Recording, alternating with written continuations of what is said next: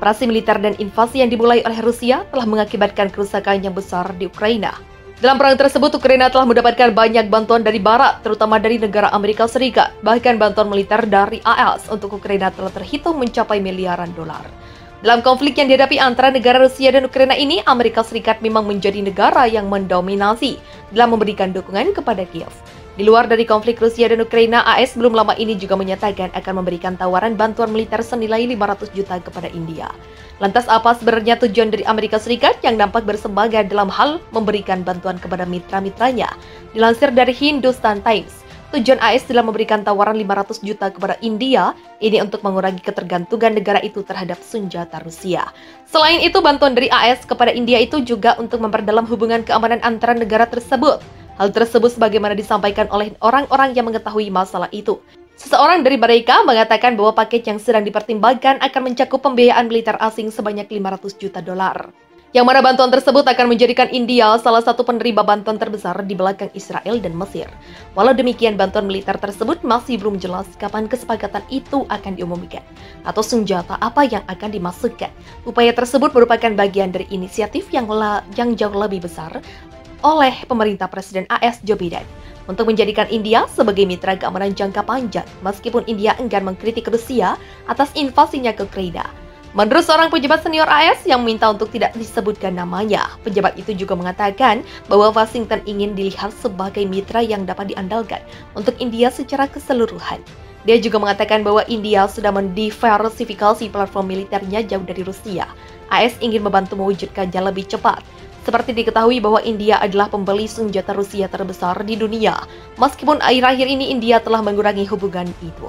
Dari informasi yang beredar selama dekade terakhir, India telah membeli lebih dari 4 miliar peralatan militer dari AS dan lebih dari 25 miliar dari Rusia.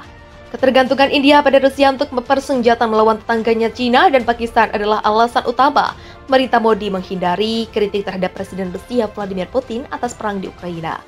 Namun di saat AS, Eropa, Australia, dan Jepang menjatuhkan sanksi ekonomi kepada Rusia, India telah menahan diri dan malah melanjutkan impor minyak Rusia yang didiskan. Kampanye Barat yang memaksa negara-negara di seluruh dunia agar menghentikan hubungan dengan Moskow atas invasi Rusia ke Ukraina tidak mempengaruhi proses pengiriman rudal S-400 Rusia. India Today melaporkan bahwa meskipun ada tekanan, pejabat terkait mengatakan pengiriman tersebut akan terus berlanjut. Kami terus menerima kiriman kami tanpa penundaan atau masalah, dan kiriman terbaru dari mesin yang diperbarui diterima beberapa hari yang lalu, meskipun ada perang di Ukraina, kata seorang pejabat yang tidak disebutkan namanya. Rusia adalah pemasok senjata utama untuk militer India yang saat ini menimbun suku cadang dan peralatan. Tambah sumber tersebut, meskipun mereka mengatakan upaya itu mungkin menghadapi kesulitan di masa depan karena sanksi Barat dan pembatasan sistem perbankan di Moskow. Pengiriman terbaru datang lebih dari sebulan sejak operasi militer Rusia di Ukraina telah memicu gelombang hukuman dari Amerika Serikat. Dan sekutunya. Washington dan sekutunya juga telah berulang kali mendorong India untuk mengakhiri hubungan perdagangan dan keamanan dengan Rusia. Tetapi tekanan tersebut sejauh ini tidak banyak berpengaruh. Selain pengiriman senjata yang berkelanjutan, New Delhi juga setuju untuk membeli lebih banyak minyak dan batu bara Rusia dalam beberapa pekan terakhir. Pejabat India dan Rusia juga telah membahas mekanisme pembayaran rupiah untuk perdagangan antar negara melewati dolar dan euro. Akuisisi India atas S-400 secara teknis bertentangan dengan Undang-Undang AS 2017, countering American Adversarial Transaction yang disahkan sebagai tanggapan atas tuduhan campur tangan Rusia dalam pemilihan AS. Namun Washington sejauh ini enggan untuk menerapkan atau mengabaikan sanksi, hanya menjaga kartu sanksi tetap ada dalam pembicaraan yang sedang berlangsung dengan New Delhi. Pejabat Rusia bagaimanapun bersikeras pengiriman dari kesepakatan militer itu akan terus berlanjut terlepas dari tekanan Washington. Kami tidak melihat adanya hambatan sehubungan dengan pasukan S-400 ke India. Kami memilih mekanisme dan rute untuk melanjutkan kesepakatan ini tanpa hambatan, kata utusan Rusia untuk India Denis Alipov bulan lalu.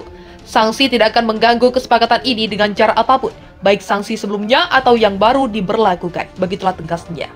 Ketika demokrasi global berbasis untuk mengutuk tindakan Rusia di Ukraina, satu negara kurang terbuka dalam kritiknya dan itu adalah demokrasi terbesar dari semuanya, India. Selama krisis yang sedang berlangsung, pemerintah di India dengan hati-hati menghindari mengambil posisi tegas. Ia telah abstain pada setiap resolusi PBB yang berurusan dengan masalah ini dan menolak untuk bergabung dengan komunitas internasional dalam tindakan ekonomi melawan Moskow, mendorong peringatan dari AS atas kemungkinan menghindari sanksi. Bahkan pernyataan dari India yang mengutuk pembunuhan massal yang dilaporkan terhadap warga sipil Ukraina tidak menyalahkan pihak manapun, alih-alih menyerukan penyelidikan yang tidak memihak.